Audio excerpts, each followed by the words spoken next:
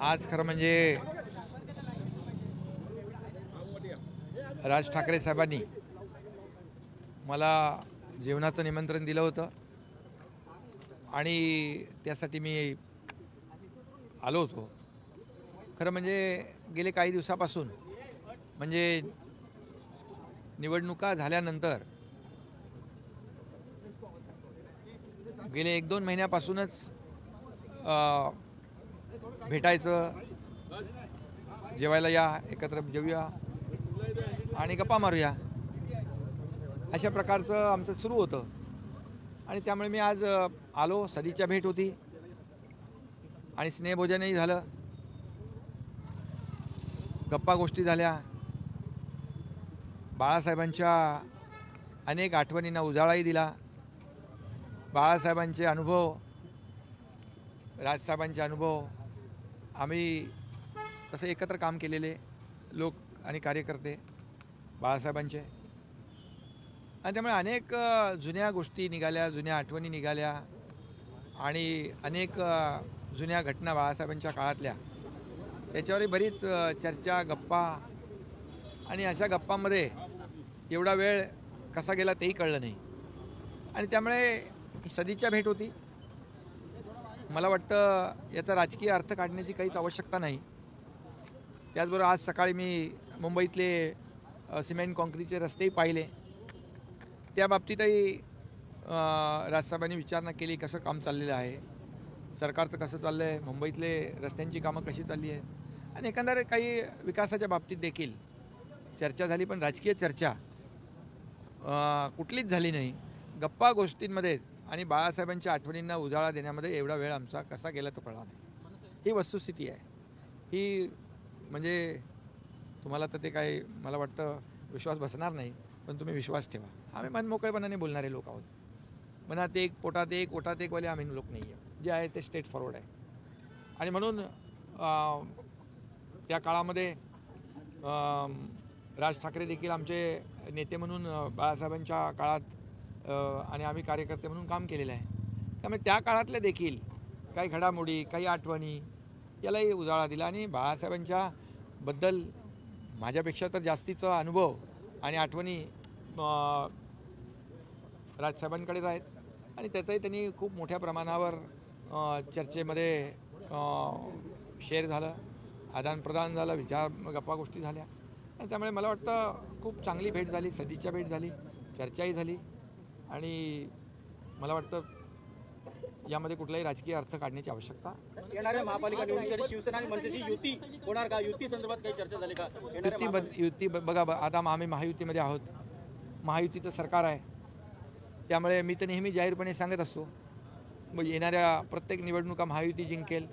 जसं लोकसभा, विधानसभेच्या निवडणुका, त्या विधानसभेच्या निवडणुकीमध्ये देखील आम्ही जे महायुतीने काम केलं 2.5 वर्षात मी मुख्यमंत्री असताना, त्याची पोचपावती विधानसभेच्या निवडणुकात मिळाली. आणि ते यापुढे देखील येणाऱ्या निवडणुकांमध्ये महायुती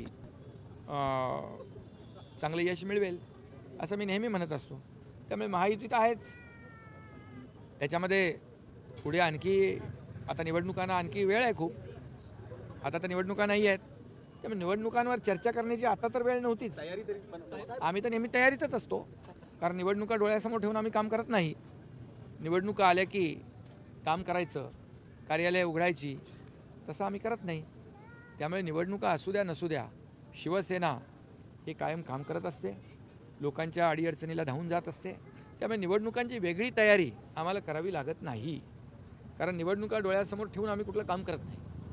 हा फरक आहे.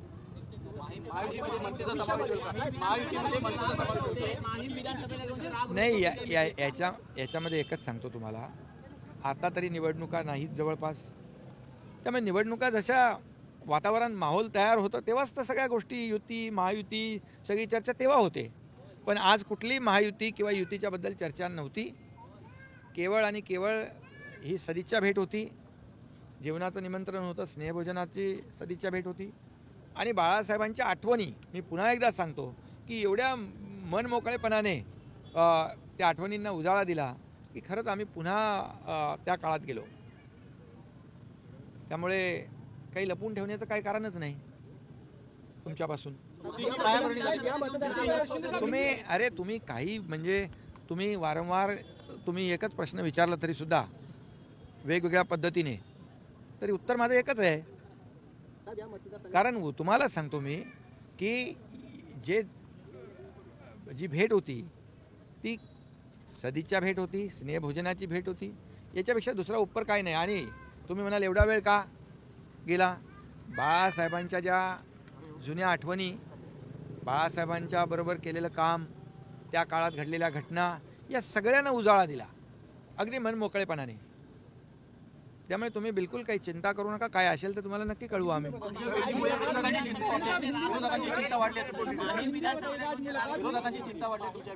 विरोधकांना चिंता करण्याचं काय कारण आहे?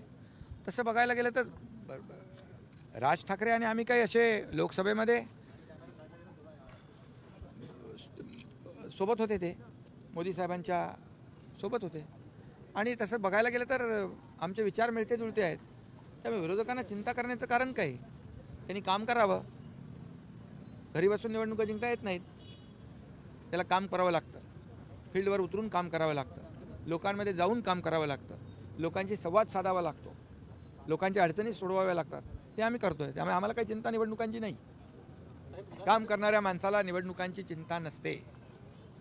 कधी निवडणुका लागल्या तरी सुद्धा आम्ही तयार आहोत. कुठली काही आठवण जुनी निवडणुकीची आज नव्हती.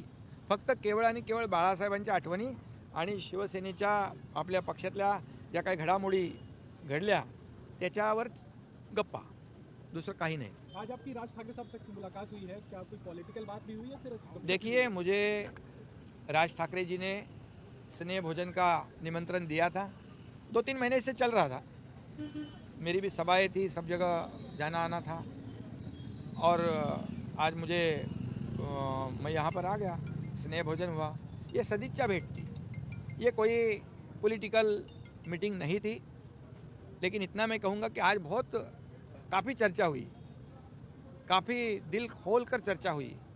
जो उनके अनुभव, बाला साहब ठाकरे जी के साथ किया हुआ काम, मेरा अनुभव, हमने एक दूसरे को शेयर किया और काफ़ी गपशप हुई और काफ़ी दिल खोल कर चर्चा हुई.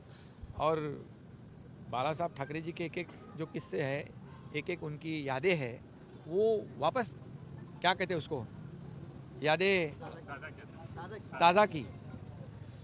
और इसमें काफ़ी आज मेरे लिए भी एक खुशी की बात है कि हम बाला साहब ठाकरे जी के उस वक्त, वो कैसा समय था, उनके साथ काम करना, उनके आदेश पे काम करना, ये बहुत ही एक अलग महसूस करने वाला समय था वो.